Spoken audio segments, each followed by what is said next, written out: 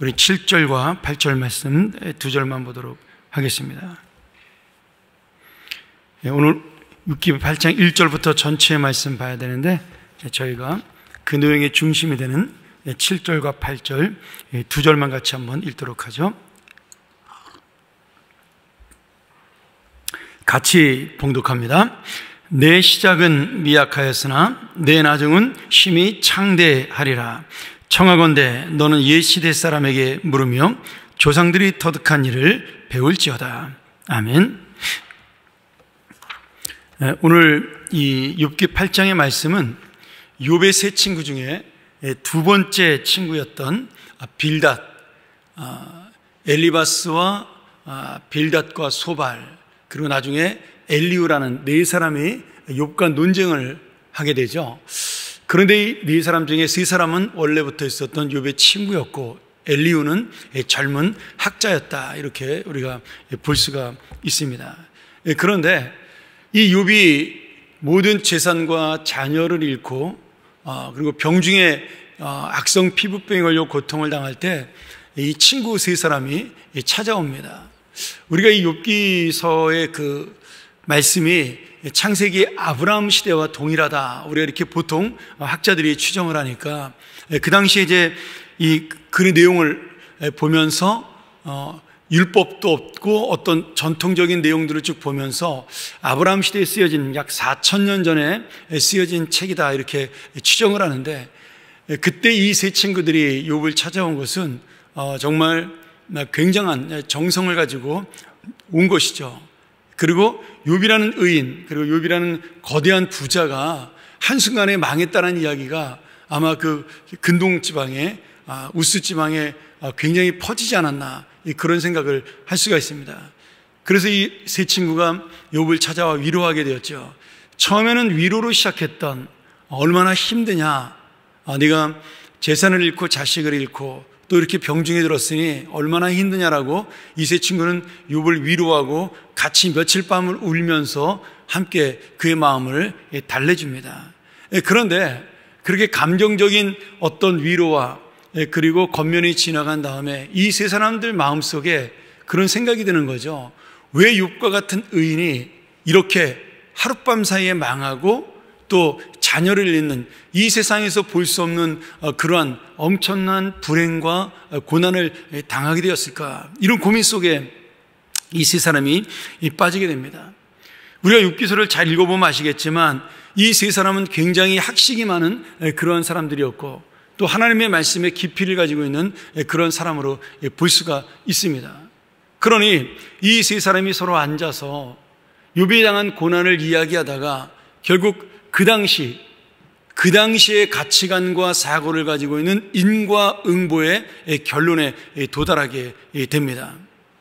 모든 일에는 원인과 결과가 있고, 그리고 모든 이 세상의 역사에는 하나님의 섭리가 있는데 그 섭리는 악한 자는 벌하시고 선한 자는 복을 주신다라는 하나님의 인과응보의 그러한 다스림이 지금 욥에게 임한 것이다, 이렇게 자기들끼리 이야기하면서 결론을 맺습니다. 그래서 그 중에 가장 나이가 많았던 엘리바스가 먼저 욥에게 권면을 하죠. 그것이 이제 6장의 내용이라고 볼 수가 있는데요. 처음에 엘리바스는 점잖은 말로 욥에게 그렇게 권면합니다. 너가 얼마나 슬프고 힘드냐, 이런 고난을 당했으니 나도 참 마음이 아프다. 그런데 지금 네가 이 고난을 이기고 이런 불행을 이기기 위해서는 하나님 앞에 네가 회개할 일이 있지 않겠느냐. 네가 하나님 앞에 어떤 문제를 가지고 있기 때문에 하나님께서 너의 인생을 이렇게 인도하지 않았겠느냐라고 그렇게 엘리바스가 욥에게 권면을 하고 마음속에 어떤 죄나 아니면 네가 모르는 어떤 문제가 있지 않을까라고 엘리바스가 제안을 합니다.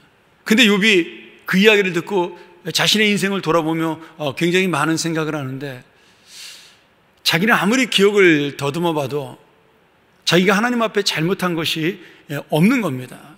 물론 조그만 소소한 잘못들은 할 수 있겠지만 모든 사람이 할 수 있는 그러한 마음속의 죄를 제외하고는 욥은 자신이 살아온 인생 중에 하나님 앞에 부끄러운 일 한 적이 없는 거예요. 그래서 7장의 말씀에 욥이 하나님께서 나를 이렇게 단련하는 이유를 난 잘 모르겠다라고 그렇게 대답을 합니다. 근데 그 이야기를 옆에서 듣고 있다가 이 빌닷이 답답한 거예요. 지금 욥이 좋은 이야기를 해줬는데 그 겉면을 듣지 않는다라고 생각을 하게 된 거죠. 그래서 이 빌닷도 엘리바스처럼 인과응보와 어떻게 말하면 자업자득이라 그러네요. 내가 했던 행동에 대해서 보응을 받는 그러한 자신의 어떤 잘못을 하나님께서 심판하시는 것으로 오늘 8장에서 설명을 하고 있습니다. 근데 빌닷은 엘리바스처럼 어떤 좀 이렇게 좋은 그런 따뜻한 말로 권면한 것이 아니라 굉장히 논리적이고 정확한 말로 이 욥에게 권면을 하는데요.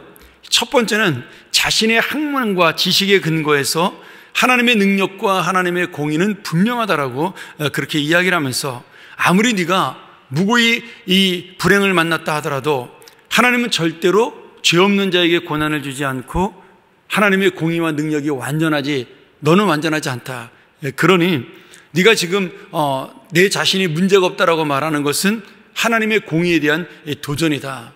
그러니 다시 한번 너의 마음을 돌이켜 회개하라. 이렇게 권면하고 있습니다. 그러면서 구체적으로 그가 욥의 아픈 상처를 건드려요. 욥의 자녀들이 함께 죽은 것은 욥의 자녀들이 죄를 졌기 때문이다. 너는 모르겠지만 너의 자녀들이 하나님 앞에 어떤 죄를 지었기에 하나님께서 그들을 데려가신 것이다. 이렇게 이야기를 하죠. 한번 여러분 입장을 바꿔놓고 생각을 해보세요. 실제로 욥의 자녀들이 죄를 짓고 죽었다 하더라도 그 부모 앞에서는 절대로 그런 이야기를 해서는 안 되는 겁니다. 우리가 장례를 치를 때가 있고 또 예수를 안 믿고 돌아가신 분이 장례를 부탁할 때가 있습니다. 심지어는 스스로 생명을 거둔 분에 대한 장례를 치를 때도 있어요. 근데 어떤 장례를 가더라도 목사가 그 고인들 앞에 두고 유족들 앞에서 그분의 과거의 잘못을 지적하거나 아니면 그가 예수를 믿지 않았기 때문에 구원받지 못했을 거라는 그런 말로 설교를 하거나 아니면 만약에 스스로 생명을 끊었다 할지라도 그것이 죄라는 이야기를 해서는 안 되는 겁니다. 사실 예전에 우리 전통적이고 보수적인 목사님들은 자살하신 분들은 장례도 치러주지 않았습니다. 또 예수 믿지 않은 분들은 장례를 치러주지 않은 경우도 많이 있었어요. 저도 젊은 시절에 그런 거를 여러 번 경험을 했고 또 우리 선배 목사님들이 그런 모습을 봤기 때문에 제 나름대로의 어떤 장례에 대한 또 위로에 대한 확고한 생각을 그때 가지게 된 것 같아요. 왜냐하면 그 일을 통해 위로를 받는 그 유족들이 아니라 상처를 받는 유족들을 볼 수 있었기 때문입니다. 그래서 이 세상도 여러분 어떤 죄를 지고 그 사람이 살아도 세상을 떠난 고인에 대해서는 매스컴도 비난을 멈춥니다. 사실은 자기네가 죽여놓고도 또 그렇게 마치 위로하는 것처럼 이율배반적인 모습을 우리나라 매스컴들이 많이 보이지만 그래도 일단 세상을 떠나고 나면 그 사람들에 대한 비난을 멈춰요. 경찰도 검찰도 수사하던 사람이 죽고 나면 기소를 종결시킵니다. 그런데 지금 빌닷은 하물며 자식이 죽었음에도 불구하고 한 명도 아니고 10명의 자식이 죽었는데 지금 그들이 죄 때문에 죽었다라고 아버지인 욥에게 정확하게 지적을 하고 있는 겁니다. 그러면서 이제 우리가 잘 쓰는 말인데 사실은 잘못 사용하는 말이기도 한 거죠. 네가 하나님을 바라보고 하나님을 의지하면 나중에는 결국 하나님께서 너를 회복시키고 내 나중을 창대하게 할 것이다. 우리가 왜 이렇게 사업처에 가면 그런 글이 많이 붙어 있지 않습니까? 근데 원래 그 말씀 자체는 좋은 거죠. 네 시작은 미약하였으나 나중은 심히 창대하리라. 그 문장 자체는 좋은 문장이지만 사실 빌닷이 이 문장을 사용한 지금 상황에는 맞지 않는다라는 거예요. 죄를 지은 사람이 하나님 앞에 회개하고 회복해서 주님 앞에 진실하게 돌아올 때 하나님이 지금 고난을 나중에 회복시켜서 창대하게 해줄 것이다. 이렇게 권면한 거죠. 말 자체는 틀리지 않습니다. 그런데 욥의 상황에는 맞지 않다라는 거예요. 그리고 지금 욥의 상황 속에 이런 말을 해서는 안 된다라는 거죠. 그러면서 그가 마치 자기의 말이 아니라 우리 선배들, 지혜로운 현자들이 이야기한 것처럼 8절부터 10절에 보면 현자들의 지혜를 언급합니다. 다 예전에 우리 현인들이 이야기했듯이, 지혜로운 사람들이 우리에게 전했듯이 모든 일에는 원인이 있고 이 결과가 있는 것이다. 그러니 이 땅에서 하나님을 인정하지 않고 자기의 이익을 구하고 욕심대로 살았던 사람이 마치 잘 되는 것처럼 보여도 결국 그들이 의지하던 모든 것들은 거미줄처럼 끊어지고, 그리고 금방 시드는 나무가 돼서 뽑혀버리고 말 것이다. 이렇게 욥에게 권면합니다. 그 말 속에는 무슨 말이에요? 지금 이 욥이 부자로 잘 살았지만 결국 하나님의 벌을 받아서 망하게 되었다, 이런 의미로 이야기를 하고 있는 겁니다. 그러면서 욥에게 계속해서 네가 회개하고 돌아오면 하나님께서 너에게 다시 새로운 즐거움과 기쁨을 주지 않겠느냐, 이렇게 빌닷은 욥을 책망하고 지적을 하고 있는 거죠. 우리가 이 말씀을 보면서 빌닷이 굉장히 고차원적인 신학적 지식을 가지고 있고 하나님에 대한 그런 놀라운 지혜를 가지고 있지만, 결국 그는 하나님의 말씀을 정말 하나님의 마음으로 보지 아니하고 그 당시 시대와 그 당시 현실적인 학문에 비추어서 그냥 욥에게 설명하는 겁니다. 나중에 욥의 우리가 변론을 들어보면 알지만, 여러분 욥이 지금 이 엘리바스나 빌닷이나 소발보다 하나님에 대한 지식이 부족해서 그런 것이 아닙니다. 이걸 모르는 것이 아니에요. 욥은 누구보다 자신이 무슨 문제가 없었는가에 대한 고민을 끊임없이 하고 있었어요. 아니, 이미 고난을 당하기 전에도 우리가 잘 알지만 욥은 어떤 잔치를 벌이거나 행사를 하고 난 다음에는 내가 혹시 부지 중에 말을 잘못하거나 행동을 잘못했을까 봐 내가 모르고 지은 죄까지도 회개하는 그런 제사를 하나님께 드릴 정도로 욥은 하나님 앞에 깨끗하게 살려고 애를 썼던 그러한 사람입니다. 그리고 분명하게 욥은 자신이 어떤 죄를 지었을까에 대한 고민을 이 말씀을 들으면서 계속해서 하고 있어요. 그런데 빌닷이 놓치고 있는 것은 욥이 그런 고민과 아픔 속에서 이 불행을 만나고 있다는 것을, 이 고난을 만나고 있다는 사실을 지금 생각하지 못하는 겁니다. 결국 이러한 지식은 차갑고 그리고 무정하고 아픈 지식이고 신학이 될 수밖에 없는 겁니다. 하나님은 무조건 옳으시다, 여기까지는 좋아요.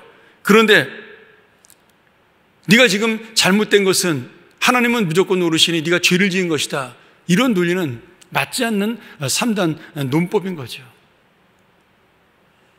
그래서 지금 우리가 이 욥의 고난을 바라보면서 내 자신을 바라보고 다른 사람의 그 삶을 바라보는 믿음의 태도가 우리에게 분명히 있어야 한다는 그러한 교훈입니다.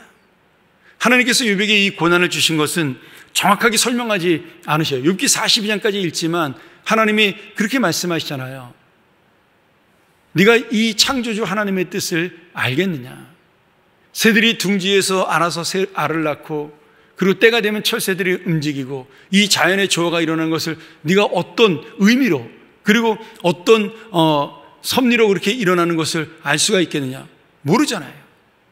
여러분, 지금도 자연이 돌아가는 것을 우리가 사실은 거의 모릅니다. 거의 추정이고 과학이라고 얘기하는 것들을 통해서 우리가 여러 가지 이야기하지만 갑자기 왜 태풍이 일어나는지 그런 것들 잘 모르잖아요. 동물들이 자신들의 때에 따라 살아가는 그 모습을 보면서 그 본능에 대한 신비함을 우리는 지금도 깨닫지 못합니다. 그런데 4,000년 전에 욥이 이런 이야기를 지금 하고 있다는 거죠. 그리고 하나님이 욥에게 그렇게 질문하시잖아요. 네가 이 자연의 섭리와 법칙을 알겠느냐? 하나님은 이 고난에 대해 구구절절하게 내가 창조주로서 이 땅을 다스리는 통치자로 구구절절히 설명할 필요가 없다라는 거예요. 또 설명해도 우리는 알아듣거나 이해할 수 없다라는 거죠. 여러분, 이 세상에 부조리하고 불합리한 일이 수도 없이 일어납니다. 그리고 잘났다라고 생각하는 수많은 사람들이 교만하게 행하면서 이 땅을 어지럽히는 것을 우리 수도 없이 볼 수가 있어요. 결국 아픔을 당하는 것은 서민들이고 백성들이고 불쌍한 사람들은 가난한 자들입니다. 코로나가 터졌을 때도 가장 피해를 본 것은, 물론 전 세계 모두가 피해를 봤지만 가장 많은 피해를 본 것은 가난한 아프리카와 아시아의 민족들이었어요. 남미의 사람들이었습니다. 하나님이 그들을 불쌍히 여긴다라고 말씀에 나와 있으면서도 왜 그들이 항상 그렇게 제일 먼저 아픔을 당하고 고난을 당한지 우리는 알 수가 없는 겁니다. 그런데 분명한 것은 하나님께서 뭐라고 말씀하셔요? 욥에게 그 대답을 주신 것이 아니라 너는 그저 내가 선하다는 사실을 믿어야 한다라고 그렇게 선포하고 끝이 납니다. 근데 욥이 이해가 돼서 하나님을 믿는 것이 아니라 그 하나님의 말씀을 듣고 그때서야 진정으로 회개를 하게 돼요. 어떤 회개를 해요? 내가 그동안 알았던 하나님이 나만의 하나님이었다는 사실을 깨닫게 되는 거죠. 그래서 하나님을 모르고 내가 교만했다는 사실을 회개하게 됩니다. 여러분, 우리가 이 말씀을 바라보면서 내가 갖고 있는 지식과 경험과 생각이 얼마나 좁은 것인지를 아셔야 됩니다. 가끔은 설교 말씀을 전하면서 그런 고민을 할 때가 있어요. 지금 주님의 말씀을 전하면서 내 사상과 가치를 집어넣는 잘못을 범하는 건 아닌가? 당연히 그렇게 될 수밖에 없는 거죠. 그런데 그것이 어떨 때는 저를 굉장히 괴롭게 할 때가 있습니다. 그러면 내가 생각하는 것이 진리냐? 아니거든요. 그래서 제가 우리 장로님들한테 한번 그런 이야기를 한 적이 있지만, 그냥 설교를 개인이 준비하는 것이 아니라 가톨릭 사제들처럼 그냥 교황청에서 내려오는 그 설교문 원고를 가지고 감정 없이 읽어나가는 것이 훨씬 더 성경적이 아닌가, 그런 생각을 할 때가 있어요. 여러분, 그렇잖아요. 같은 말씀을 전하는데 어떤 사람은 말재주가 좋고 언변이 좋고 무대 매너가 뛰어나서 그 말씀으로 감동을 주는 사람이 있습니다. 똑같은 내용을 전해도 그 말씀이 졸리는 사람도 있어요. 아무리 노력한다고 되는 것은 아닙니다. 그래서 우리가 흔히 말하는 스타 강사가 생기듯이 설교도 스타 목사라는 분들이 생겨나기 마련입니다. 그런데 저도 목회를 오랫동안 하지만 스타 목사가 되든 별 볼 일 없는 목사가 되든 여러분, 그 안에 죄인이라는 사실은 다 똑같아요. 욕심도 똑같고 야망도 똑같고 하나님 앞에 부끄러운 모습도 똑같습니다. 그리고 어떤 부분에서 그 중심은 또 하나님 앞에 나아가고자 하는 믿음도 대동소이합니다. 그분이 더 훌륭한 목회를 하고 덜 훌륭한 목회를 한다, 저는 그런 분은 거의 없는 것 같아요. 다 거기서 거기입니다. 제가 경험했던 우리나라의 정말 위대한 스타 목사님들도 만나서 이야기해 보시면 다 질투도 있고 그 안에 좁은 생각도 있고 어린애 같은 마음도 다 있으셔요. 저도 마찬가지죠. 그렇기 때문에 우리가 세상의 논리를 가지고 나 역시도 지금 내가 주장하는 바가 마치 하나님의 뜻인 것처럼 이야기할 수는 있지만 진정 그것이 하나님의 뜻이 아니라 내가 주장하는 바일 수도 있다라는 겁니다. 오늘 빌닷이 그 오류에 빠진 거예요. 틀린 말이 아닌 것처럼 보이는데 사실은 그것이 사람의 영혼을 살리는 말이 아니고 하나님이 원하시는 그러한 사람을 돌보고 권면하는 말이 아니고 사람을 죽이는 그러한 말이 된 것입니다. 그 말이 너무 정확하기 때문에, 지식적으로 너무나 맞는 말이기 때문에 오히려 지금 욥의 영혼이 죽어가고 있는 거예요. 옳은 말이 진리는 아니라는 거죠. 더 답답한 건 빌닷의 논리가 마지막에는 이렇게 가요. 지금 하나님께서 착한 사람은 복을 주고 악한 사람은 벌을 주기 때문에 지금 네가 부자로서 가난한 자가 된 것은 지금 네가 악한 자가 되었기 때문이다. 그런데 모든 착한 사람은 처음에 시작은 미약하지만 나중은 힘이 창대해질 것이라는 이 7절의 말씀을 통해서 하나님이 지금 모든 삶 속에 잘 되는 사람은 다 복을 받고 하나님이 칭찬하는 사람이고 안 되는 사람은 다 하나님의 벌을 받고 있는 사람들은 극단적인 논리로 자기도 모르는 사이에 자기의 주장을 강조하기 위해서 그렇게 나아갑니다.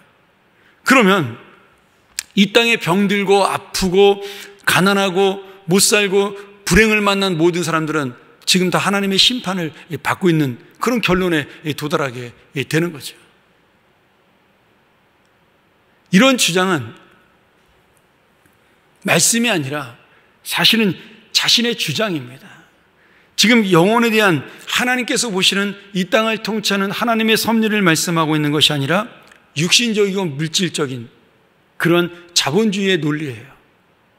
현세주의적 논리입니다. 왜냐하면 노력하면 잘 산다라고 이야기하는 겁니다. 여러분, 부자 중에 그런 분들이 있어요. 나는 열심히 노력하고 성실하게 살아서 이렇게 돈을 벌어서 잘 사는데 내가 왜 게으르고 나태한 가난한 자들에게 내 돈을 나눠줘야 되느냐라고 주장하는 사람들이 굉장히 많습니다. 말은 그렇게 안 하지만 실제로 그런 마음을 가지고 있는 사람이 많아요. 가난한 사람은 다 가난한 데는 이유가 있다, 이렇게 이야기를 안쪽에 갖고 있습니다. 근데 실제로 우리가 살아가보면 그렇지 않죠. 자신이 실패를 맛보지 않고 자신이 그 가난 속에 들어가 보지 않았기 때문에 그것을 이해를 하지 못하는 겁니다. 우리가 시편 127편에 그렇게 말씀하시잖아요.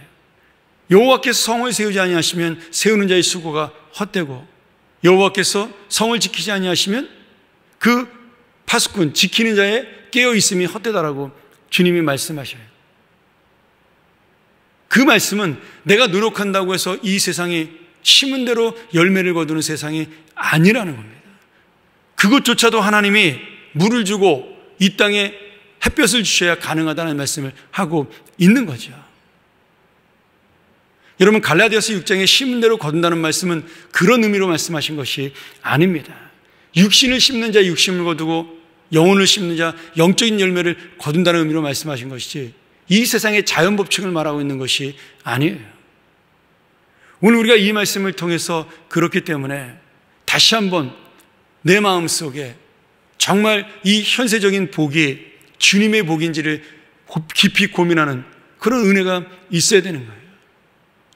여러분, 욥이 이미 망한 상태에서 하나님의 은혜를 깨닫게 돼요.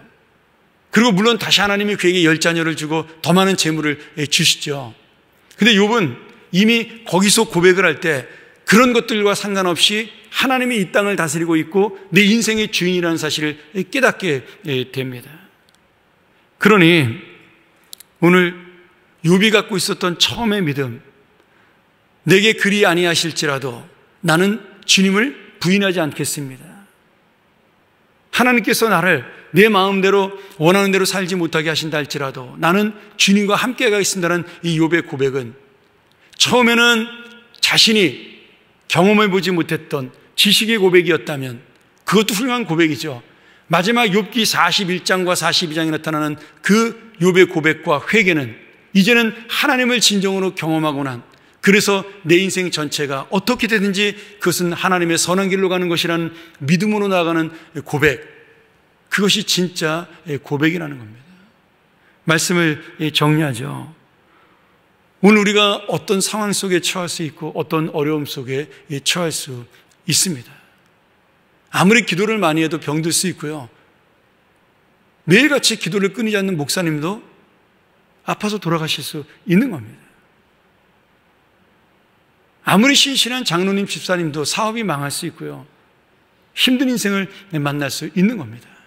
중요한 것은 그 모든 것들이 이 땅의 삶으로 끝나지 않는 하나님의 선하심, 그리고 영원토록 우리와 동행하시고 우리가 심지어 죄를 짓는 우리의 인생에 조차도 붙들어 주시고 함께 계시는 그 하나님의 은혜를 놓치지 않는 것.